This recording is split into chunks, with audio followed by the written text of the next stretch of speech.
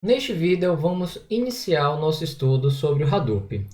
O Hadoop ele é nada mais nada menos do que uma implementação open source do padrão MapReduce.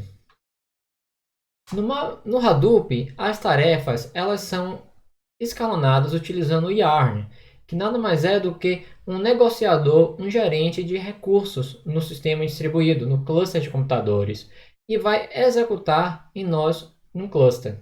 De modo que, se uma tarefa falhar, o Yarn vai automaticamente reescalonar aquela tarefa em um nó diferente. O Hadoop ele vai dividir a entrada, os dados de entrada, para um job MapReduce em pedaços de tamanho fixo, denominado input splits.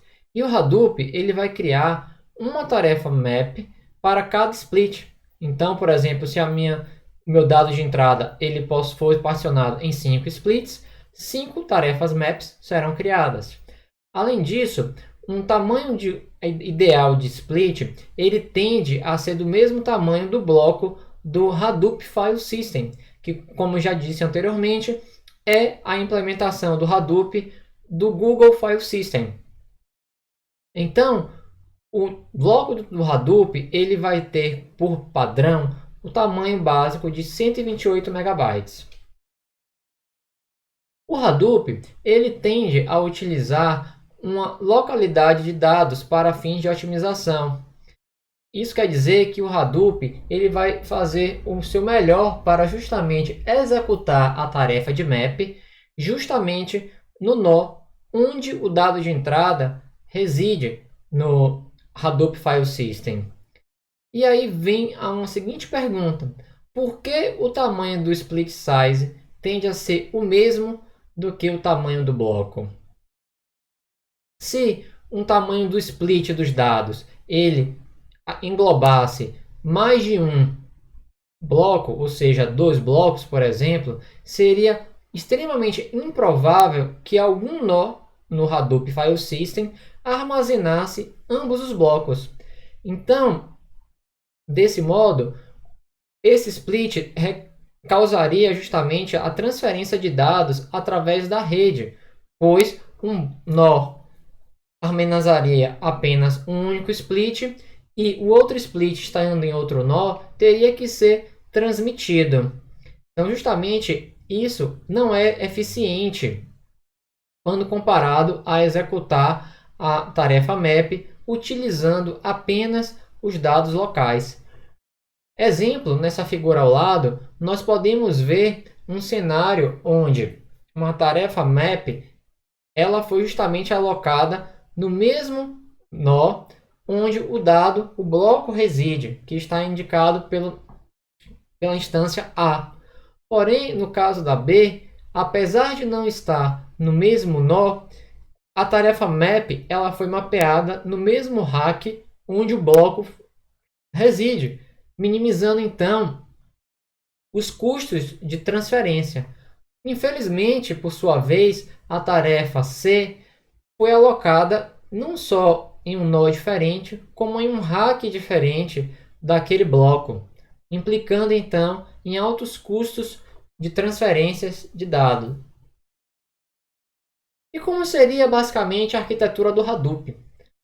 Como falado anteriormente, o Hadoop ele é a implementação do MapReduce. E o MapReduce ele se baseia, por sua vez, do Google File System. Então, nós temos aqui uma arquitetura muito próxima àquela encontrada no Google File System, onde justamente nós temos um name node, que justamente ele vai fazer o processo de gerenciamento dos jobs, e aqui nós temos nós escravos, que justamente vai executar o trabalho, a tarefa em si. E justamente esses nós, lembrando, eles são hardware commodity e vão justamente operar sobre o Hadoop File System. Então vamos começar a entender o papel de cada entidade. O name node, que ele é a unidade central, ele vai ser responsável justamente por manter a árvore de diretório de todos os arquivos no sistema de arquivo do Hadoop File System. Além disso, ele vai monitorar entre os clusters onde os dados de arquivos vão ser mantidos. O Job Tracker, por sua vez, ele vai ser responsável por monitorar o progresso dos jobs MapReducers, por exemplo, se aquele nó falhou. Além disso, vai coordenar a execução entre os mappers e os reducers. Como nós vimos, o reducer ele só pode iniciar a sua atividade quando os mappers eles finalizarem os seus processos. Os task trackers eles vão executar as tarefas e enviar justamente o progresso para o job tracker. E como seria então, de um modo geral, o fluxo de dados, o fluxo de operação do MapReduce? Então, inicialmente, como nós vimos, a entrada ela vai ser particionada. Então, nesse exemplo aqui, nós temos justamente 3 splits, então teremos 3 maps. Cada map justamente vai operar sobre um split e vai gerar pares intermediários chave-valor, que justamente vão passar pelo processo de ordenação e vai ser enviado justamente para o Reduce, que justamente vai processar todos aqueles pares intermediários de mesma chave. Então, o Reduce vai gerar uma saída que vai ser armazenada justamente no Hadoop File System. E uma vez escrito no Hadoop File System, como nós vimos, o Google File System ele tem um fator de replicação que também vai ser encontrado no Hadoop File System, uma vez que o Hadoop File System é a implementação open source do Google File System. Então, aquele dado que foi escrito no sistema de arquivo distribuído, ele será replicado para fins de redundância. Justamente as tarefas map elas vão particionar a sua saída e pode haver tantas chaves, várias chaves em cada partição e os registros para uma dada chave eles vão justamente ser encontrados em uma única partição. Por exemplo, eles vão ser agrupados todos as chaves igual ao Brasil. O particionamento ele pode ser controlado, como nós vimos anteriormente, por uma função de particionamento definida pelo usuário. Uma função simples é fazer um hash com base na chave mod n, onde n seria o nome de nós reducers. Os mappers, por sua vez, eles vão justamente escrever a saída, o resultado das suas computações no disco local, não no Hadoop File System.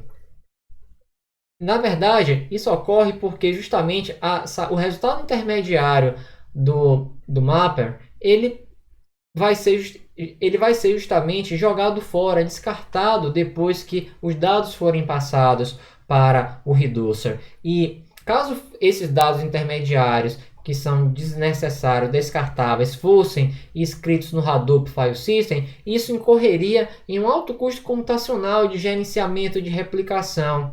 Então, seria extremamente custoso. Porém, eles fazem uso de buffer local e de uma estratégia denominada spilling, que justamente consiste em escrever esses dados intermediários na memória e quando esse buffer estiver próximo de ser preenchido, justamente ele é escrito no disco.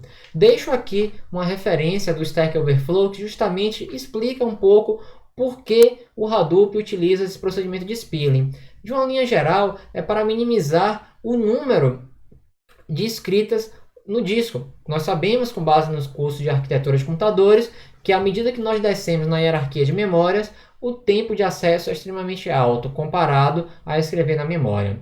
Os reducers eles não tiram vantagem da localidade de dados. A saída dos maps, muitas vezes, elas devem ser transferidas de um nó para o outro, onde a tarefa reduce ela está executando. E a saída do reduce é justamente armazenada no Hadoop File System para fins de confiabilidade. Uma vez escrita, esses dados serão replicados. Então aqui nós podemos ver justamente o fluxo de dados, a operação shuffle. Justamente que cada tarefa de reduce ela vai ser alimentada por muitas outras atividades tasking.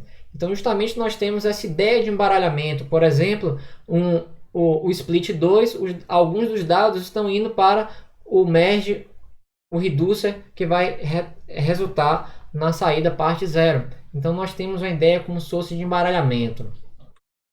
Os combiners. Como nós vimos anteriormente, nós podemos ter uma função combiner que vai executar na saída do map, que justamente é minimizar os dados, a quantidade de dados transferidas entre as tasks map e reduce. E a saída das funções combiners, ela vai formar a entrada da função reduce. Em outras palavras, em vez de ter a saída do map diretamente para o reduce, nós teremos a saída do map, entrada, que é a entrada para o combiner, a saída do combiner vai ser a entrada para o reducer. E um ponto interessante que vale ressaltar do Hadoop é que o Hadoop ele não provê qualquer garantia de quantas vezes ele vai invocar um combiner. E vale ressaltar que invocar um combiner 0, 1 ou muitas vezes devem prover o mesmo resultado para o reducer. Em outras palavras, o MapReduce ele não dá garantia de que vai invocar. Então, invocar o combiner deve ser de forma que garanta a execução correta da operação. Temos aqui um exemplo bem interessante do combiner, onde justamente aqui nós temos pares que vão ser processados, onde justamente nós vamos ver a operação max. Uma tem a aplicação justamente do combiner, enquanto o outro não tem a função combiner. Veja que no lado esquerdo, todos esses dados eles vão ser emitidos e vão ser encaminhados para um nó reducer, que justamente vai ter como chave 1950 e como valores os 5 valores encontrados. E só então justamente vai ser aplicado a função max, e aí vai ter como retorno 1950 como chave e o valor 25. Vejam que 5 valores tiveram que ser transferidos pela rede nesse cenário. No cenário da direita, nós temos a aplicação da função combiner, que é representado pela função max, em cada mapper. Então, o primeiro mapper que produz os valores 0, 20, 10, aplicando o max seria 20, então houve a transferência de um único valor apenas. E o segundo map, nós temos justamente 25 e 15, cujo resultado da aplicação da função max é 25. Então, no final do dia, apenas 2 valores tiveram que ser transferidos pela rede, ao contrário do cenário anterior, onde 5 valores tiveram que ser transferidos. Então, aí, o reducer pode aplicar a sua função reduce, gerando o mesmo resultado. Então, vejam que aplicar o combiner 0, que é, no caso, o exemplo da esquerda, ou uma vez, vai resultar na mesma resposta final. Isso porque justamente nós temos aí embaixo que a composição de funções ela não vai alterar o retorno. Então eu deixo como exercício de reflexão, será que poderíamos aplicar um combiner justamente numa função que tem como objetivo calcular a média dos valores? Deixo de antemão que a resposta é não. Porém, a pergunta eu deixo como desafio para que você responda. Muito obrigado!